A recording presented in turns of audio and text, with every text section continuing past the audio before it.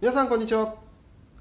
ワールドラバーマーケットのグッチです。今回も卓球知恵袋の方よろしくお願いします。本日のテーマはこちらです。ブチギレ巻き込みサーブで短く止める方法とはということについてやろうと思います。で、巻き込みサーブを切りながら、なおかつちゃんと2番で短く止める方法ですね。ぶち切りながら短く止める、そんななかなか両立しないところをちょっと今回はある方法を使って両立させるというおすすめのやり方を紹介します。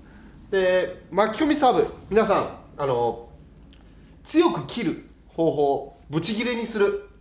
それはラケットのスイングスピードを上げる、こうする瞬間の速さを上げる、こうするとよく切れます。ただ今のやり方ですと長くて切れるという状態です。巻き込みで長くて切れる。で、短く切ることはスイングを上げるだけではちょっとできないです。じゃあどうやったら短くてブチ切れにできるのかっていうのを今回やりたいと思います。で、それは一つですね。この方法だけしっかりやってください。で、それは私のかなりおすすめのやり方なんですけど、擦る瞬間にラケットを引くっていうことをやってください。この巻き込みサーブの構えですね。で、インパクト時です。擦る瞬間に、普通なら擦ったらそのままラケットが流れる、勢いでそのまま前に行くという感じになるんですけど、こうではなくて、擦った瞬間に後ろに引いてあげるっていう動作を加えてください。後ろにこう引くっていうのは、モーションみたいな感じにもなるんですけど、これはどうしていいかと言いますと、まずこのメリットですね。こう引くと前に飛ばすエネルギーが回転に変えられるということですね。やはりそのまま巻き込みサーブ、普通のサーブですとこう勢いでこう前に飛ばすとボールがやっぱ前に飛んでしまいます。なので短くするのが難しいです。切れますが長くなるっていうことですね。で、後ろに引くことによってラケットのスイング的には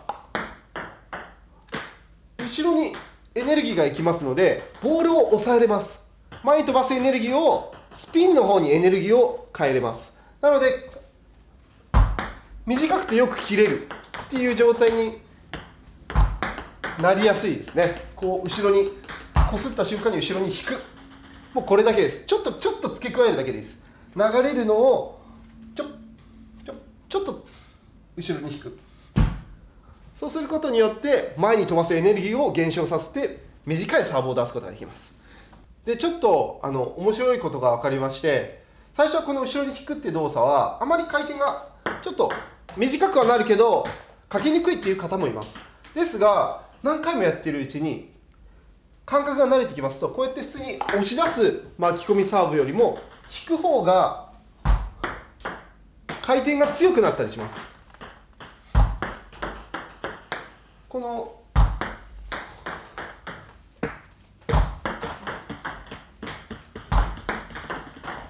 ちょっと不思議ですね。人間ってのは不思議ですね。この瞬間ですね、戻した方がなぜかかかったりします。なんでなのかちょっと分かんないんですけど、そのまま流れて出すよりもパッて戻すような感じでやる方がカツッと切れて飛んでいったりします。なのでこれ慣れてしまえば、この後ろに引く動作のスイングは普通の前に押す勢いよりももっと切れます。最初はこっちの方が切れる感じが勢いでいけるのでかかる感じがするんですが、感覚をだんだんつかむとこう後ろに引く方の方が切れるようになってきます。この引くっていう動作がボールの勢いを殺して短く止まる巻き込みサーブというのを生んで、さらに回転量を増やすということに結果的になります。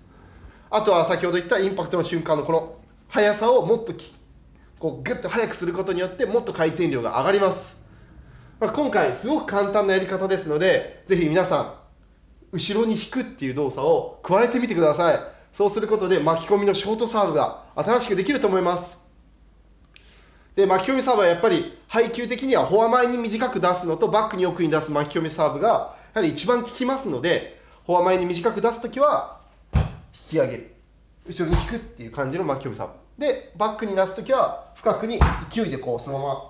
まま流してやるような巻き込みサーブを出す。そういうことで振りのモーションの違いでも取りにくいサーブが出ますし、しっかりフォア前は短く止まったサーブで、バックには伸びるような勢いのある巻き込みサーブっていうのが出せます。だからフォア前とバックでボールの勢いが全然違うんですよね。止まるような感じ、こっちには勢い伸びてくるような感じっていう球質の差も自然と生まれます。なので短くするときは引くっていう動作を今一度皆さん新しく付け加えてみてください。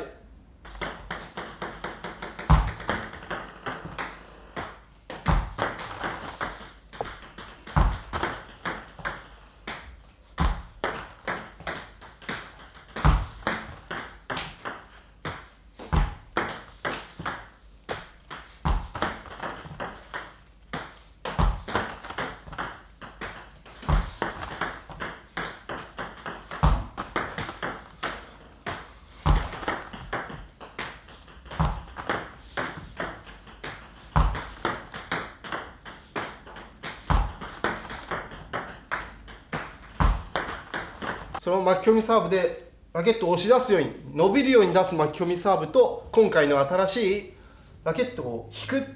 ていう止まるような巻き込みサーブですね。この2種類を使い分けていただくとより巻き込みサーブの質が向上すると思います。